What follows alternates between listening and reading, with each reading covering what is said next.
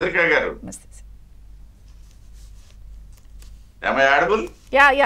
Please continue.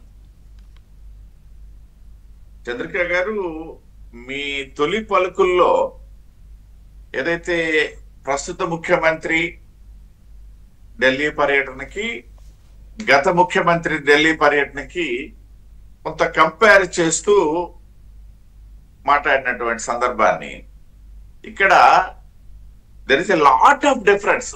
ఆ ముఖ్యమంత్రి వెళ్ళడానికి, నేటి మా ముఖ్యమంత్రి వెళ్ళడానికి అది ఎవరికి కళ్ళ నుంచి పోవటం లేదా? ప్రింట్ డేట్ మార్చి పేపర్ ఇవ్వటం అనేది అదొక్కటే కాదు, అది చరిత్ర చరణం. మనం చాలా సందర్భాల్లో 5 సంవత్సరాలు ఎన్నో సందర్భాల్లో మాట్లాడుకున్నాం. పేపర్ ఇచ్చేయడమే తప్పిస్తే ఎందుకు వెళ్ళాడు, ఏం వచ్చాడు అనేది వాళ్ళకి తెలియదు, మనకి. అదొక్కటే కాదు, ఆయన వెళ్ళింది కేవలం ఒక ముఖ్యమంత్రిగా అక్కడ ఉన్నటువంటి కేంద్ర ప్రభుత్వ పెద్దల్ని కలవడానికే. కానీ ఈ రోజు చంద్రబాబు నాయుడు గారు వెళ్తుంది ఏంటనేసి అంటే, అక్కడ కేంద్ర ప్రభుత్వంలో భాగస్వామ్య పక్షంగాను, ఇక్కడ కలిసి పనిచేస్తున్నటువంటి పార్టీలుగాను ఇది ఎడిషనల్ అన్నమాట. ఆయన వెళ్తుంది ఒక్క ముఖ్యమంత్రిగానే కాదు. నేను ఎందుకు చెప్తున్నానంటే, సరే మనం ప్రస్తావించినటువంటి అంశాల మీదకి వెళ్లే ముందు నేను చెప్తా. గత ముఖ్యమంత్రి వెళ్ళేటప్పుడు ఇక్కడ ఉన్నటువంటి భారతీయ జనతా పార్టీ గురించి మాట్లాడాల్సిన పని లేదు. లేదా ఆ ముఖ్యమంత్రి వెళ్ళేటప్పుడు భారతీయ జనతా పార్టీ ఆ ముఖ్యమంత్రి వచ్చాడు, ఆయనకి ఏదో చెప్పండి అని చెప్పేసి మేము అడగాల్సిన పనిలా. కానీ ఇవాళ అది వేరు. ఇవాళ వెళ్ళినటువంటి ముఖ్యమంత్రి తాలూకా బాధ్యత డిఫరెంట్. వాళ్ళు ఉదాహరణకి మన నామినేటెడ్ పోస్టులు వచ్చాయి. వాటిల్లో మాకు, సరే అన్ని పార్టీలకు సంబంధించి వదిలేస్తే, మా వరకు మాకు ఒక చిన్న ఇబ్బంది ఉన్నటువంటి పరిస్థితి అంటే, కేవలం ఒకటే ఇచ్చారే, 20 చైర్మన్లు ఇచ్చి ఒకటే ఇచ్చారన్నటువంటి ఒక అసంతృప్తి మా పార్టీలో ఉంది. దీన్ని మేము చెప్పుకోవడానికి అవకాశం ఉంది, ఇక్కడ ముఖ్యమంత్రికి, అక్కడ ప్రధానమంత్రి, ఇక్కడ కేంద్ర పార్టీ.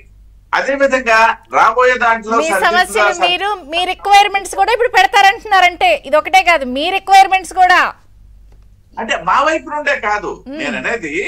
మా వైపు నుండి ఎలాగో పెట్టడానికి అవకాశం ఉంది, గతంలో అవకాశం లేదు, అసలు ఆ సందర్భమే లేదన్న. ఈ మారు మా వైపు నుండి ఉంటది. అదే విధంగా చంద్రబాబు నాయుడు గారు కూడా ఇక్కడ ఉన్నటువంటి పరిస్థితుల నేపథ్యంలో లేదు, ఇది ఫస్ట్ టైమే కాబట్టి ఇప్పుడు వాళ్ళ పార్టీ తెలుగుదేశంకి ఎలాగైతే సర్ది చెప్పారో మాకు కూడా సర్ది చెప్పి కాస్త పెంచుతాము, లేకపోతే మరొకటి అని మాట్లాడే అవకాశం కూడా ఉంటది. ఇది ఒక అంశం. ఇంకొకటి ఏంటంటే, ప్రభుత్వ పరంగా ఇప్పుడు మీరు ఇప్పటికే కొన్ని విజయాలు, ఇప్పుడు మా పుల్లారావు గారు, పెద్దలు రఫీ గారు ఇద్దరు మాట్లాడేటప్పుడు గత పర్యటనలో ఫ్రూట్ఫుల్ గా జరిగినటువంటిది. అంతకుముందు ముఖ్యమంత్రి వెళ్తే వెళ్ళాడు వచ్చాడు అంతవరకే. ఇప్పుడు వెళ్ళిన తర్వాత ఏమొచ్చాయనేది కూడా చెప్పగలిగినటువంటి ధైర్యం మేము చేయగలుగుతున్నాం. కాబట్టి ఖచ్చితంగా ఈ డిఫరెన్స్ అయితే ఉంది. ఒక ముఖ్యమంత్రి, పొలిటికల్ గా మీ రాజకీయ పరిస్థితులు మారడం వల్ల వచ్చిన మార్పు అనేది కూడా పుల్లారావు గారు చెప్పారు ఓపెనింగ్ రిమార్క్స్ లో. డెఫినెట్ గా నేను కూడా యాక్సెప్ట్. ఇప్పుడు పార్టీ అన్నాక ఎప్పుడు కూడా ఒకే పాలసీకి ఉండొచ్చును గాని ఒకే పరిపాలనలో మార్పులు చేసుకోకుండా ఉంటారని చెప్పేసి ఎవరో అనరండి. పుల్లారావు గారు చెప్పింది నేను యాక్సెప్ట్ చేస్తాను. డెఫినెట్ గా ఏ పార్టీ అయినా అదే చేస్తుంది. ఇప్పుడు నేను అదే చెప్తున్నా. ఇప్పుడు చంద్రబాబు నాయుడు గారి విషయంలో కూడా మేము గతంలో ఉన్నటువంటి పరిస్థితి ఇవాళ ఉందని చెప్పి మేము అనుకోం కదా. ఇవాళ మాకు స్నేహపూర్వకమైనటువంటి వాతావరణం ఉందని చెప్తున్నాను నేను. కాబట్టి దట్ ఈస్ వెరీ కామన్. దాంతో పాటు ముఖ్యంగా మనం ఇక్కడ ఒకసారి ఆలోచించినట్టయితే, మీరు మీ ఇంట్రోలో కూడా చిన్న కరెక్షన్ ఉంది. పోలవరంకి 12,000 కోట్లు అని చెప్పారు, కాదు 15,000 కోట్ల రూపాయలు ఇవ్వడం. ఇవాళ పోలవరంకి ఆ డబ్బులు రావడంతో పాటు పోలవరం సంబంధించి పరుగులు పెట్టించడానికి, త్వరలో 2027 నాటికి పూర్తి చేయడానికి ఇది ఒక అంశం అయితే, ఇకపోతే విశాఖపట్నం దగ్గరికి వచ్చేసరికి 2 అంశాలు ప్రధానమైనట్టు. ఒకటి రైల్వే జోన్. డెఫినెట్ గా ఇవాళ రేపటిలోనే అది ప్రధానమంత్రి గారు శంకుస్థాపన చేసే డేట్ కూడా ఫిక్స్ అయ్యే అవకాశం ఉంది. మాకున్నటువంటి సమాచారం మేరకు చంద్రబాబు నాయుడు గారు దసరా సమయంలోనే దాన్ని చేస్తే బాగుంటుంది అన్నటువంటి ఈ లోపే చేస్తే బాగుంటుంది అన్న ఒక అభిప్రాయంతో ఉన్నారు. ఆ అభిప్రాయం వాళ్ళు చర్చిస్తారు. ఇంకొక విషయం ఏంటనేసి అంటే, ఇక్కడ ప్రధానమైనటువంటిది ఏదైతే రైల్వే జోన్ కాకుండా స్టీల్ ప్లాంట్ ప్రైవేటైజేషన్, సేల్ లో విలీనం, రైల్వేలో కూడా రైల్వేకి సంబంధించి కూడా ఏదైతే కొన్ని ఇతర అంశాలు ఉన్నాయో వాటన్నింటికి ఇప్పుడు భూమి ఇచ్చిన తర్వాత చేయాలా, లేకపోతే భూమి అంటే కన్స్ట్రక్షన్ కాకముందే జోన్ యాక్టివిటీ ప్రారంభించాలన్నటువంటిది నిన్న మా పార్లమెంట్ సభ్యులందరూ కూర్చున్నప్పుడు వచ్చినప్పుడు ఒక ఒపీనియన్. సో దాని గురించి కూడా చర్చిస్తారు. అది కాకుండా స్టీల్ ప్లాంట్ కి సంబంధించి ఎస్ డెఫినెట్ గా సెంటిమెంట్ ఆధారంగా రెచ్చగొడుతున్న మాట వాస్తవం. కానీ నేను ఒక 2 కీలకమైనటువంటి అంశాలు ఇందాక పెద్దలు చెప్పారు. ఏదైతే కుమారస్వామి గారు స్టీల్ ప్లాంట్ స్టీల్ మినిస్టర్ గారు, కేబినెట్ మినిస్టర్ గారు, అదే సందర్భంలో రాష్ట్రంలో కూడా మొన్న లోకేష్ గారితో ఒక సిట్టింగ్ జరిగింది. అందులో మాకు సంబంధించి కాశీరాజు గారు రాష్ట్ర ప్రధాన కార్యదర్శి కాకుండా సెయిల్ డైరెక్టర్ గా ఉన్నారు.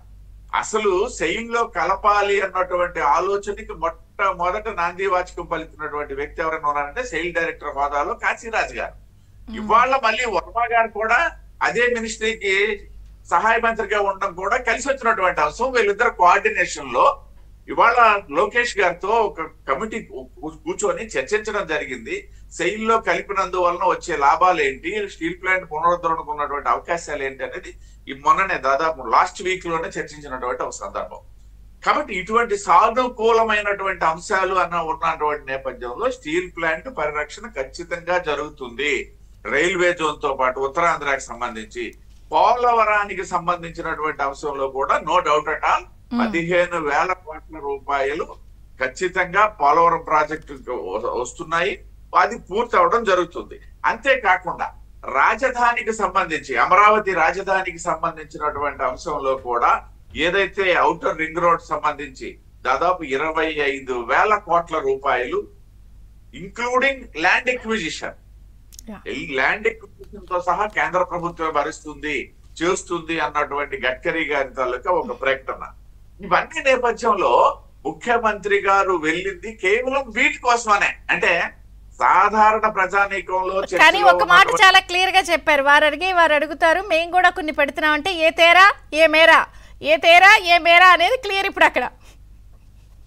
అంటే నేను ఎందుకు దాన్ని చెప్పానంటే మేము భాగస్వామ్యాల పక్షాలుగా ఉన్నప్పుడు అది సహజం. మా అసంతృప్తి మేము చెప్పుకుంటాం కదా, ఆ అసంతృప్తిని కూడా ప్రస్తావించే అవకాశం ఉంది అన్నాను నేను. అది నేనేం అనలేదు. ఏ తేరా ఏ మేరా, ఏ తేరా పాయింట్స్ ఏ మేరా పాయింట్స్ ఇదే అది నేను అదే చెప్తున్నా.